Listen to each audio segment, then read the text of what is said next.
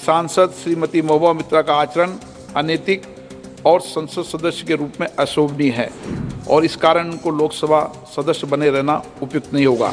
जो सदस्य इस प्रस्ताव के पक्ष में हाँ कहें, जो विरोध में ना कहें, मेरे विचार में निर्णय हाँ वालों के पक्ष में प्रस्ताव स्वीकृत हुआ। खारिज হয়ে গেল মহুয়া মৈত্রের সাংসদ পদ। লোকসভা স্পিকার ওম বিড়লা শুক্রবার এই বিষয়ে ভোটাভুটি করান আর তাতেই প্রস্তাব পাশ করে মহুয়া মৈত্রের সাংসদ পদ খারিজ করে দেওয়া হয়। আর এরপরই সংসদ থেকে ওয়াকআউট করে বেরিয়ে আসেন মহুয়া মৈত্র সহ ইন্ডিয়া জোটের সদস্যরা।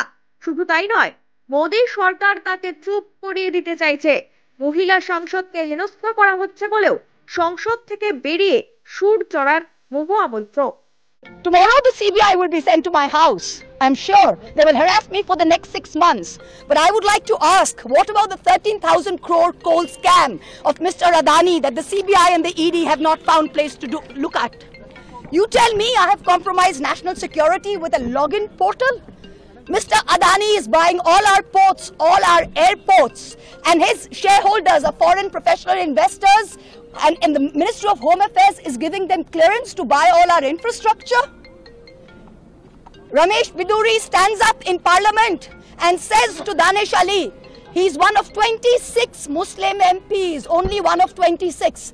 In a country of 200 million Muslims, the BJP has 303 MPs and has not sent one Muslim to Parliament. Ramesh Biduri stood up and told Danish Ali, ye bhadwa, ye katwa, no action has been taken. Nothing has been taken. You hate minorities. You hate women. You detest Nari Shakti. You cannot handle power and authority. I'm 49 years old. I will fight you for the next 30 years inside Parliament, outside Parliament, in the gutter, on the streets. আদিম হিংস্র মানবিকতার যদি আমি কেউ হই, স্বজন হারানো শ্মশানে তোদের চিতা আমি তুলবই। We will see the end of you. প্রশ্ন ঘোষ কাণ্ডে মহুয়াকে বহিষ্কার করার সুপারিশ করেছিল লোকসভার এথিক্স কমিটি। 495 পৃষ্ঠার রিপোর্ট শুক্রবার জমা দেয় এথিক্স কমিটি। ওই রিপোর্ট পড়ে দেখার জন্য সময় চেয়েছিল তৃণমূল, কংগ্রেস এবং অন্যান্য বিরোধী দলগুলির তরফেও স্পিকারের কাছে সময়ের জন্য অনুরোধ করা হয়েছিল, কিন্তু স্পিকার সময় দেননি। মহুয়া কাণ্ডে এথিক্স কমিটির রিপোর্ট নিয়ে আলোচনার সময় তৃণমূল কংগ্রেসের তরফ থেকে বলতে ওঠেন পরিষদীয় দলনেতা সুদীপ বন্দ্যোপাধ্যায়। তিনি জানান, মহুয়া মৈত্র নিজেই তৃণমূলের তরফ থেকে বলবেন, তবে স্পিকার মহুয়া মৈত্রকে কথা বলার সুযোগ দেননি। স্পিকারের যুক্তি, এই বিষয়ে মহুয়া মৈত্র আগেই নিজের বক্তব্য পেশের সুযোগ পেয়েছিলেন, তাই নতুন করে তাকে কথা বলতে দেওয়া যায় না। এরপর কল্যাণ বন্দ্যোপাধ্যায় অভিযোগ করেন, মহুয়া মৈত্রকে বলতে না দিয়ে সংবিধান লঙ্ঘন করা হয়েছে। তার আরও অভিযোগ, কমিটির সামনে বসিয়ে হীরানন্দানীর বয়ান শোনা হয়নি। কিন্তু এত কিছুর পরেও শেষ রক্ষা হলো না। এদিন এথিক্স কমিটির পেশ করা রিপোর্টকেই মান্যতা দিয়ে মহুয়া মৈত্রের সাংসদ পদ খারিজ করলেন লোকসভা স্পিকার। এরপর মহুয়া মৈত্রের পাশে দাঁড়ালেন তৃণমূল নেত্রী Mamata Bandyopadhyay.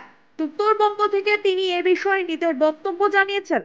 I'm telling you that Mohua is a victim of the circumstances, and I strongly condemned it.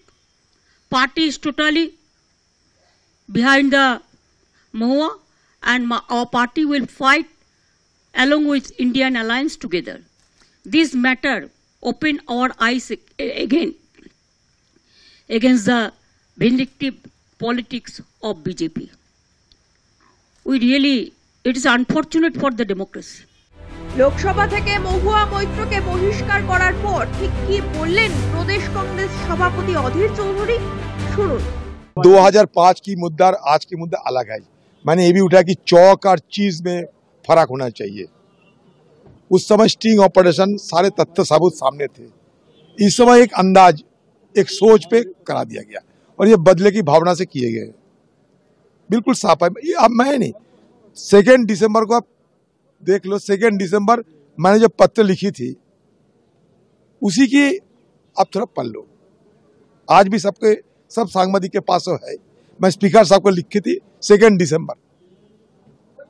आज भी वही राय है मेरा।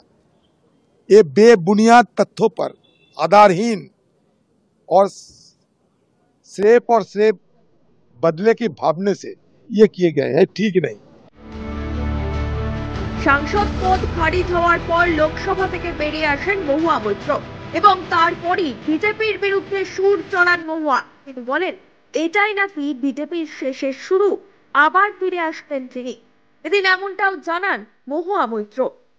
তাহলে কি পুরনো উদ্যমে আবার ফিরবেন মহুয়া মৈত্র?